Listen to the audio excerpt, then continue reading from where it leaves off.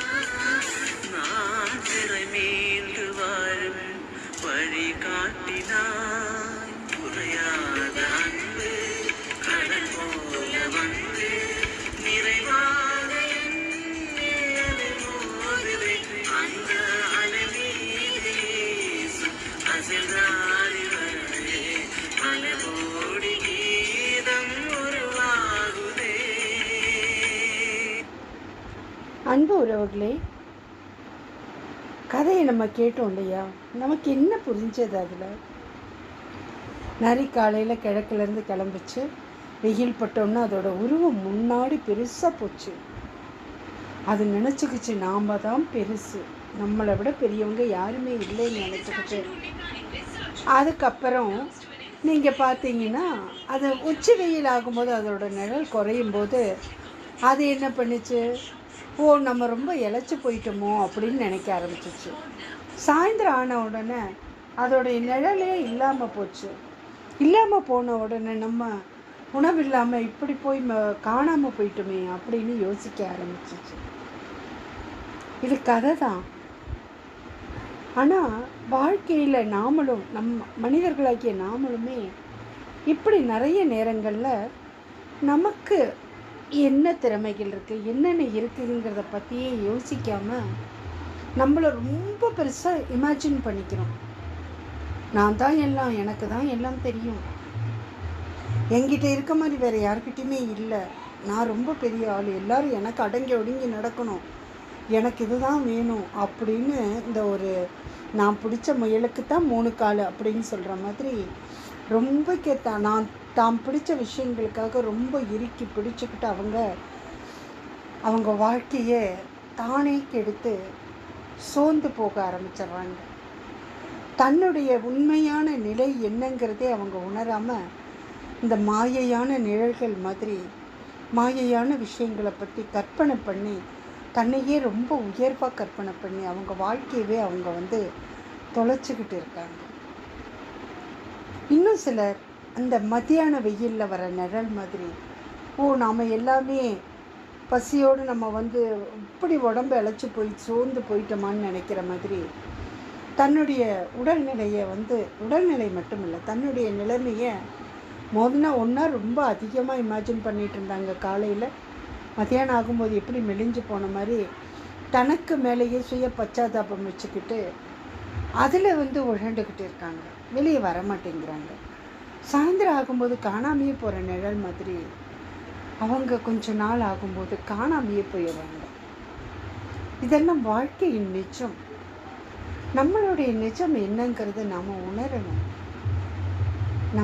நம்ம எந்த நிலையில் இருக்கோம் அது முதல்ல நம்ம உணரணும்.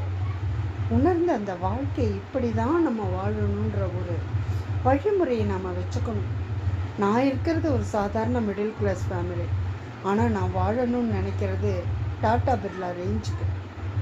இப்போ சொல்லணும்னா அம்பானி ரேஞ்சுக்கு வாழணும்னு ஆசைப்படுறது தப்பில்லை. முயற்சி பண்ணி கொஞ்சம் கொஞ்சமாக முயற்சி பண்ணி மேலே வரலாம். ஆனால் அந்த லெவலில் தான் நான் இருக்கிறேன்னு கற்பனை பண்ணிக்கிட்டு இப்போ இருக்கிற வாழ்க்கையை தொலைச்சிக்கிட்டு வாழ்கிற நாம் எத்தனை பேர் இருக்கோம்? அவங்களையெல்லாம் பார்த்து பிரமிக்கிறோம். அந்த மாதிரி தான் நாம் கனவுலேயே கற்பனையிலேயே வாழ்ந்துக்கிட்டு இருக்கோம். இந்த இடத்துல ஒரு சின்ன இது எனக்கு நான் எப்போவோ எழுதினது ஞாபகத்துக்கு வருது.